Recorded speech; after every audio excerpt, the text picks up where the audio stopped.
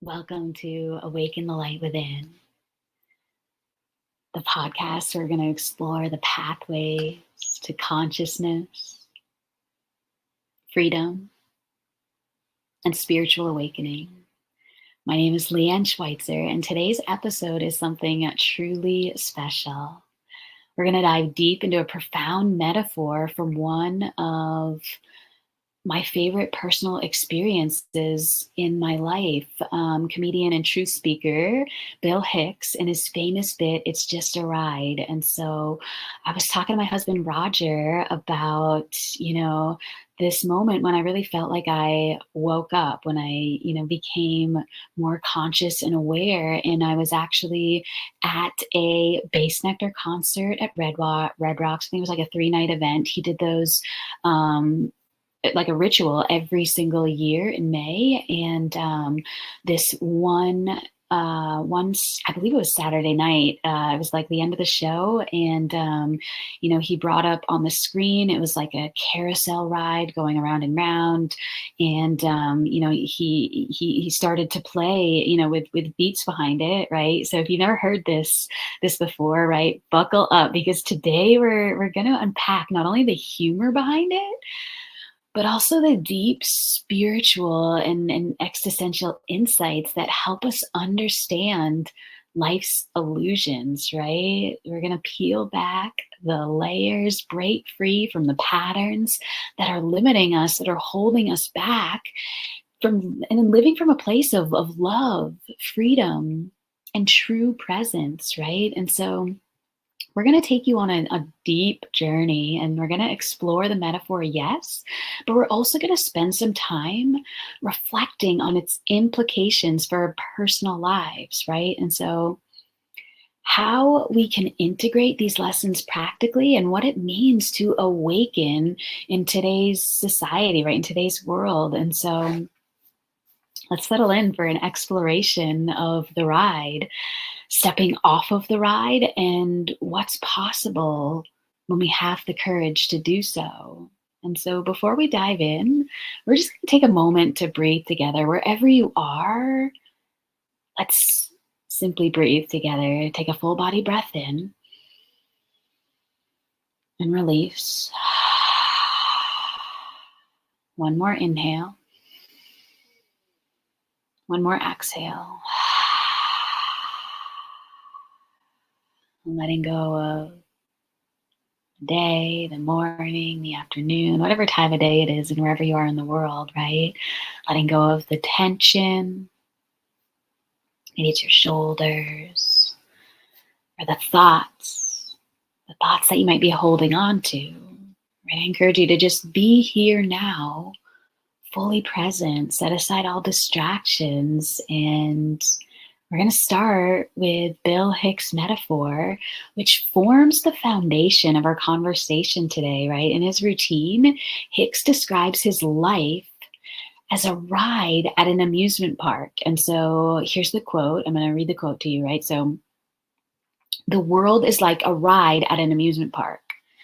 And when you choose to go on it, you think it's real because that's how powerful our minds are, right? The ride goes up and it goes down and around and around, and it has thrills and chills, and it's very brightly colored, and it's very loud and fun for a while, right? This description of life is so vivid, isn't it? Right? It brings to mind all the things that we tend to get caught up in, right? Our achievements, our failures, our joys, our fears. We're constantly riding this cycle.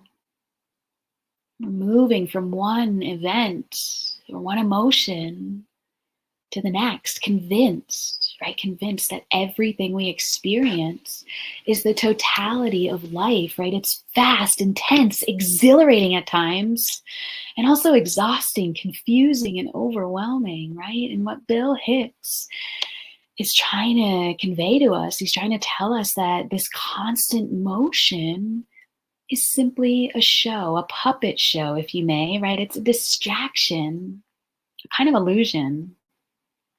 And we get so deeply immersed in the drama of life that oftentimes we forget it's a ride. We forget that we can step back, we can step off, and we can see it from a higher perspective, from a different perspective, right? There's this idea of perception, right? Perception is how you view the world. And then there's this idea of perspective, right? There's always another perspective. There's always another side to the story. There's always another way to view things, right? But why is this so difficult for most of us to do, right? It's because we're so deeply attached. We're attached to the ride and we're conditioned, right? We are literally conditioned from birth to believe that the thrill of the ride is the only thing that matters, right? We're taught to chase pleasure. We're taught to avoid pain and do whatever it takes to stay on top. And we equate our identity with our experiences, with our roles, with our successes, and our failures. Think about it for a moment, right? How often do you define yourself by the roles you play? I'm a parent. I'm a business owner. I'm a friend. And while these things may be part of your experience, they are not who you are, right? They're simply a part of the ride.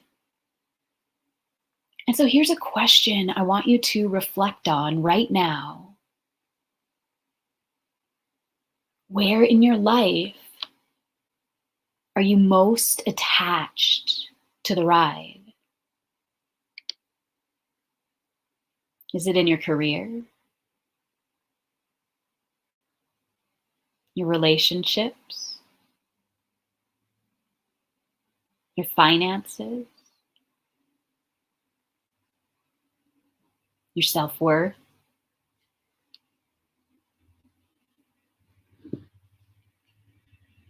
Right? It's okay to acknowledge these attachments.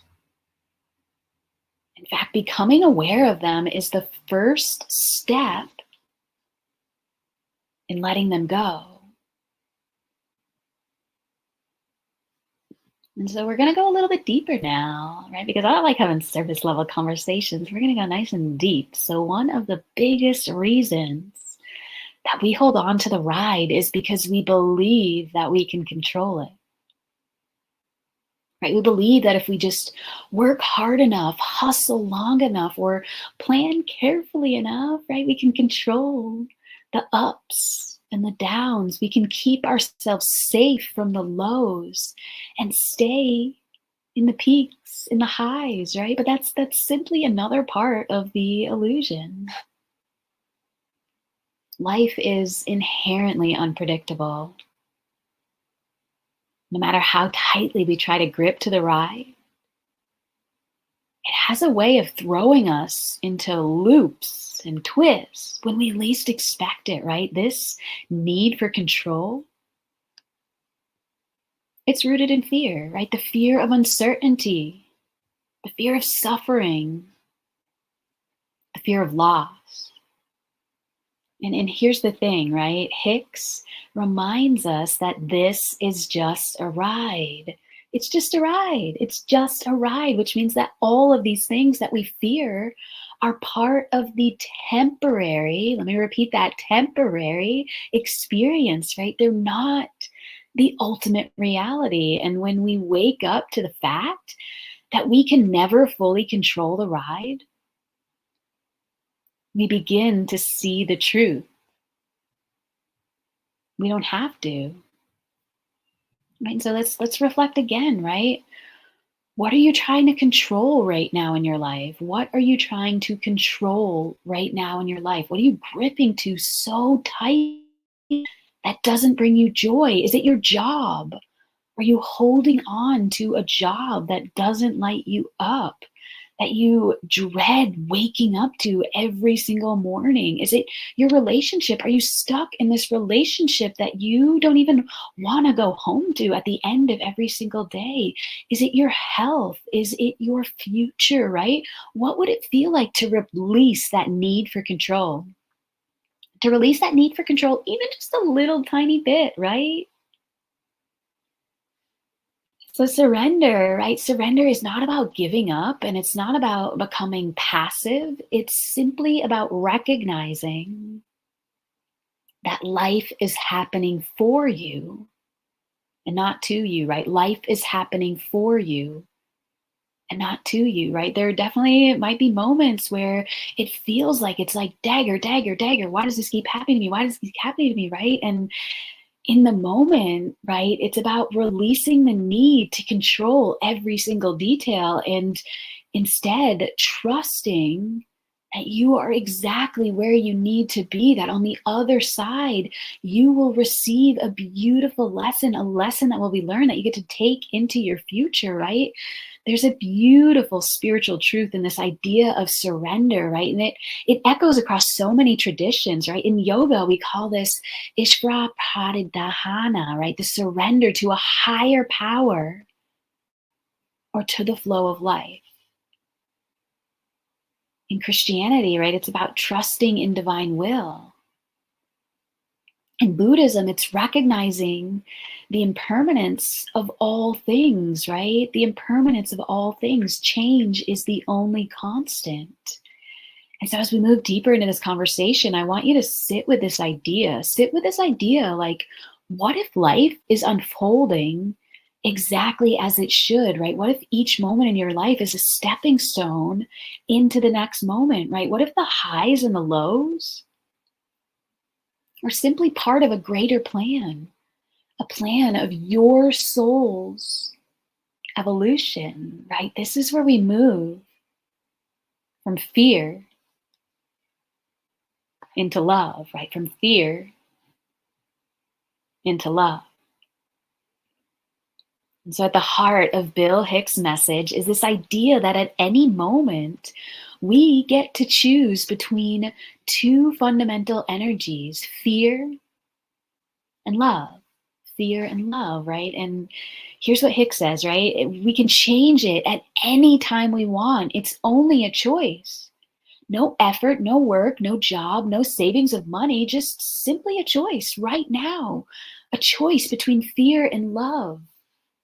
Right, this is such a profound statement because it strips everything down to its simplest form, right? We live in a world where we're taught that life is complicated, that choices are hard, that success requires effort and struggle. But what if, right? What if it's as simple as a shift in consciousness, a shift in consciousness? What if every decision you make boils down to this, right? Am I choosing from fear? Or am I choosing from love? And so I want to share a personal story to illustrate this, right? A few years ago, I was faced with a decision about whether to leave a job that no longer felt aligned with my values, right? I had this job security there, and the fear of leaving was overwhelming, right? Fear was telling me, what if you fail? What if you can't find something different? What if you can't make it? What if this is the best that you can do, right? But deep down, I knew that love was calling me in a different direction.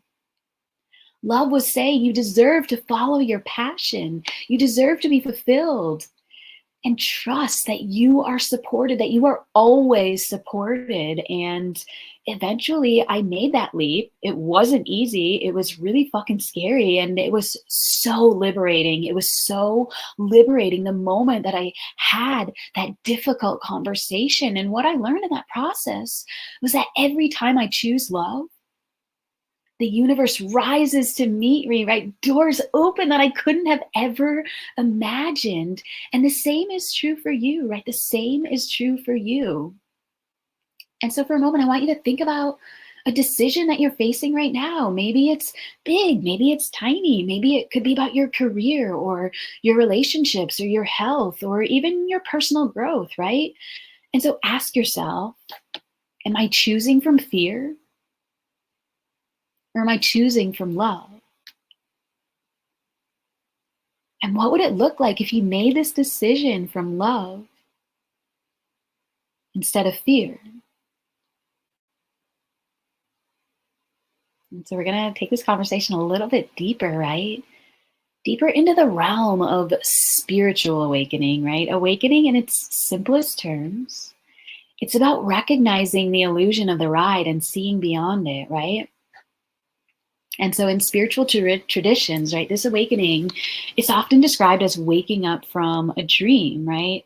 In Buddhism, it's known as nirvana, the state of being free from cycles of desire and cycles of suffering, right? In yoga, we call it samadhi, the state of union with the divine, with the higher self, right? And in modern consciousness, right, we simply call it enlightenment or awakening. And so here's the thing, okay? Awakening doesn't mean escaping the ride entirely, right? You're still living in the world. You're still interacting with others. You're still dealing with the ups and downs of life. But the difference is that once you awaken, you stop identifying with the ride. You stop believing that the ride is all there is. And you start to see the bigger picture, right? Awakening is a process, right? It's not an event. It's a process. And you're going to have, these moments of clarity, and you'll also have moments where you get pulled back from the drama, right? And that's okay, right? It's literally, it's all part of being human. And so I want to share a story about a friend, right, who's shared her awakening journey with me. She shared about how she'd always been caught up in the ride, right, constantly seeking this external validation through her career and her relationships, right? And during a meditation retreat, she had a moment of profound clarity. She realized that everything she'd been chasing was an illusion, and that true happiness and peace could only come from within, right? She felt like she'd finally woken up from a dream, and she could see her life for what it was, right? She could see her life for the ride. And for the first time in her life, she felt free.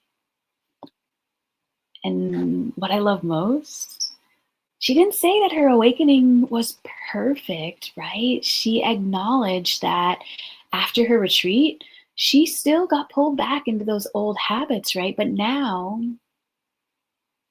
she has a different awareness. And she knew that the ride wasn't real, and that made all of the difference. And so how do you stay awake in the midst of the ride, right? How do we keep choosing love? How do we keep seeing the illusion and keep living from a place of freedom? Here's a few practical tools that I found helpful on my journey, and I just want to share them in case any one or all of them resonate with you, right? So first and foremost, I found daily meditation in a place in my life where I was really struggling, and I had a newborn baby, and it was really difficult.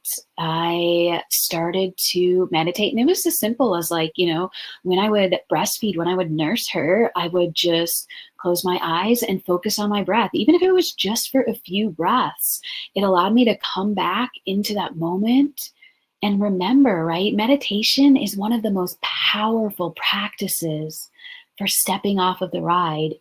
Again, even if it's just for a few minutes each day, right? It could be 1 minute, it could be 11 minutes, right? The more that you think that you don't have enough time, the longer you should sit, right? And so it helps you to create space between you and your thoughts. And the longer that you sit, the more space that you're able to create between ththose thoughts. And you're with that space between, right? You're able to begin to find more clarity, right? You're be able to shift from a place of react. One simple breath can bring you from reacting into responding, right? And it allows you to observe the ride without getting caught up in it.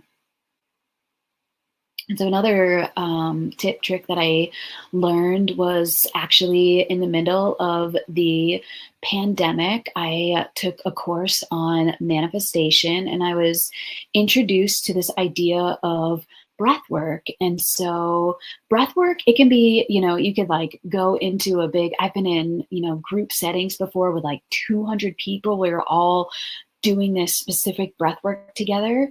There's also it's just as simple as, when you feel yourself getting pulled into fear or anxiety, right? Simply pausing and taking a deep breath, taking 2 deep breaths, taking 3 deep breaths, right? This simple act, it can ground you into the present moment and help you reconnect with the truth of who you really are beyond the ride, right? I share this all the time in my yoga classes that your breath is your greatest tool in your tool belt to help bring you back into the sense of calmness, right? I truly believe that calm is my superpower. And like people say it to me all the time, like they're around me and they can feel my energy and it just feels really calm and grounded and anchored. And I connect back to my breath, back to the present moment as much as I possibly can, because the present moment is the only moment where life truly exists, right? And so the third trick that I have for you is this idea of self-inquiry or journaling, right? And so what's his name? Tony Robbins, he says, that what does he say? The most powerful, I can't think of it right now, when he will come back to it, right? It's all about asking yourself reflective questions, right? Like the ones that we've been talking about today, right? Am I choosing from fear or love? Or where am I most attached to this ride, right? Self-inquiry, it helps you stay conscious to your patterns and gently guides you back to awakening, right? So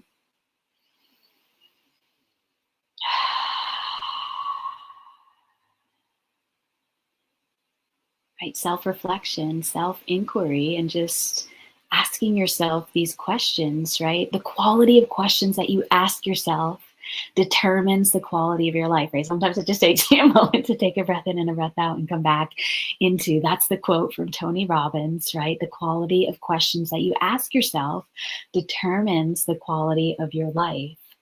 And so tip number 4, gratitude, right? I have this book that I was introduced to about 2 years ago when I really stepped into the realm of entrepreneurship. And this book is called The Magic. It is written by Rhonda Barnes, who also wrote The Secret. This is like the sequel to The Secret. And it's not necessarily a book that you read from beginning to end. It's got 28 different chapters with 28 different practices. And I typically read it in 28-day cycles, and I'll read, one chapter a day. And one chapter is only like 4 or 5 pages. But at the end of each chapter, there's an exercise, and that's where the real work comes in, right? The moment that you take the moment to answer those questions. And it's simply about being grateful for everything in your life, right? Because when it feels like you have nothing, you are not in a state of gratitude. And if you can shift into a state of gratefulness, right? I am grateful for my home that I live in because it's safe and warm. I'm grateful for my car because it's safe and reliable, right? These simple things, these little tiny things that you have in your life, right? Gratitude, it shifts your perspective from lack to abundance, right? Gratitude can transform simple meals into Thanksgiving dinners. It can turn strangers into best friends, right? When you focus on what you're grateful for, you naturally move out of fear and into love, right? Because those two states, they cannot coexist, right? And so I encourage you to keep a gratitude journal and do this practice every single morning, right? You can get that book off Amazon, and it's the best investment you will ever make into yourself. I believe it's like $11.11, and it is literally the best investment into yourself. And these exercises takes less than 10 minutes, to read the couple of pages and write a page in your journal about what you're grateful for that day, whether it's, how big or how tiny it is.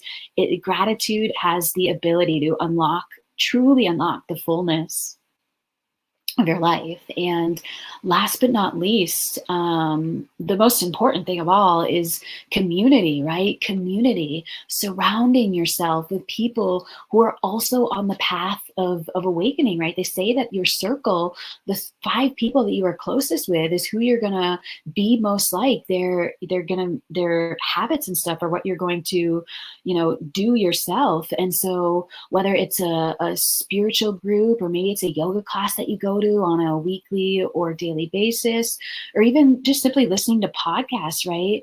Community, it helps you stay grounded and inspired on your journey, and it gives you the ability to connect with other like-minded human beings that are on a similar journey to the one that you are on, right? And so as we continue on with this conversation, right, I want to touch base on something bigger, right? The collective awakening that's happening in our world right here, right now, right? We are living in a time of immense change. And I want to remind you that your soul chose to incarnate during this time for a purpose, for a reason. More and more people are waking up to the fact that the systems that we've been living under, the systems of control, right? The systems of division and fear, they are not serving us any longer, right? We're starting to pull back the veil, and we're starting to see that there is a different way to live, right? A way that is rooted in unity and love and in consciousness, right? This is what many people refer to as the great awakening, right? Creating this new earth, right? And it's happening on both an individual and a collective level, right? You see it in movements for social justice and environmental sustainability and spiritual growth, right? You see it in the rising interests of mindfulness, meditation, and holistic healing, right? And people are waking up to the illusion, and people are ready to step off of the ride. And so here's the challenge, right?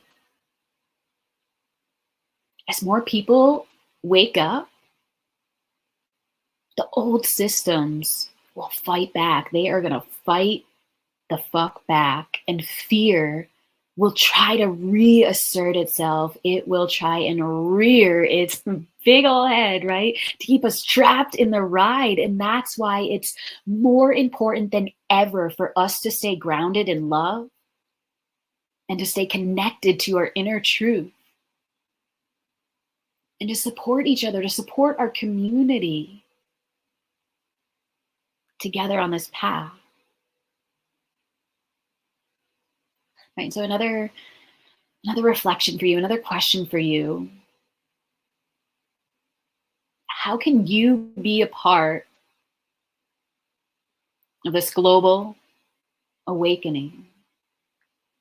How can you be a part of this global awakening?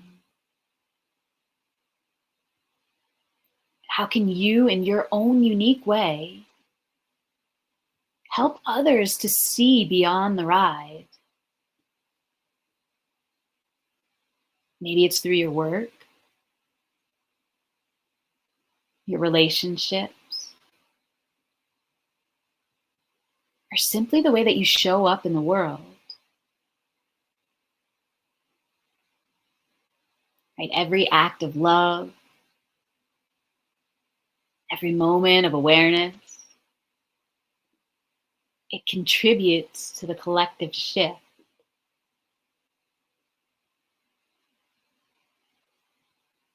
And so a common question that I get asked, because I love talking about awakening the light within, consciousness, and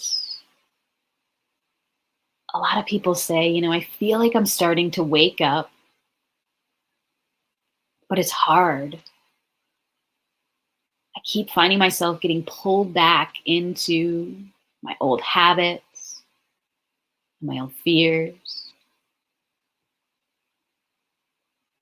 How do I stay awake?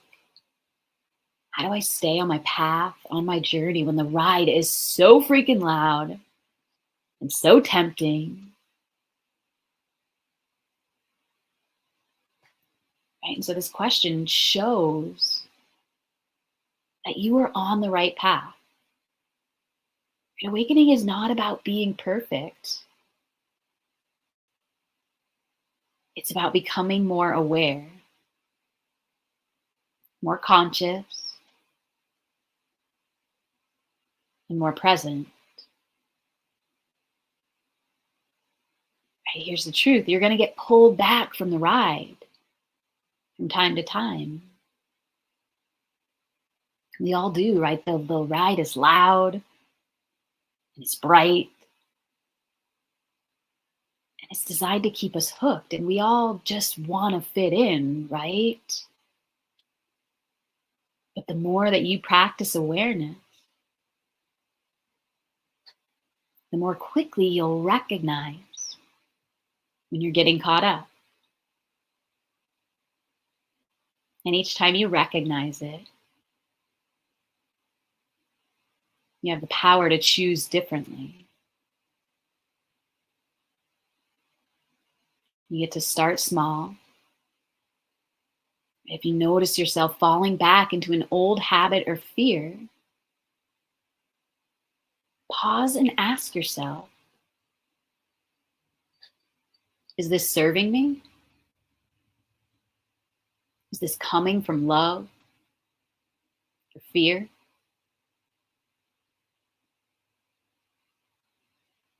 Even that small moment of awareness is a victory. And over time, these moments, they're going to add up, right? And you'll find it easier to stay awake. Remember that this is a journey and not a destination. Right? When fear comes, and it's going to come into your world,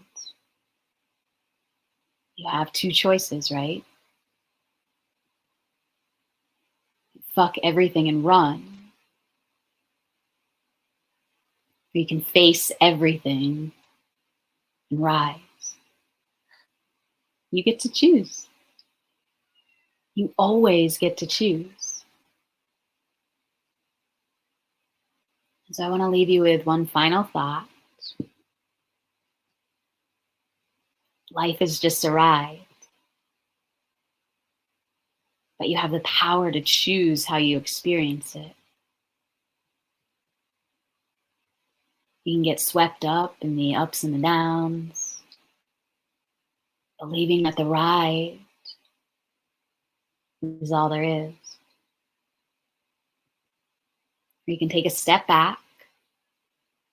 Take a step back. See another perspective. See the illusion.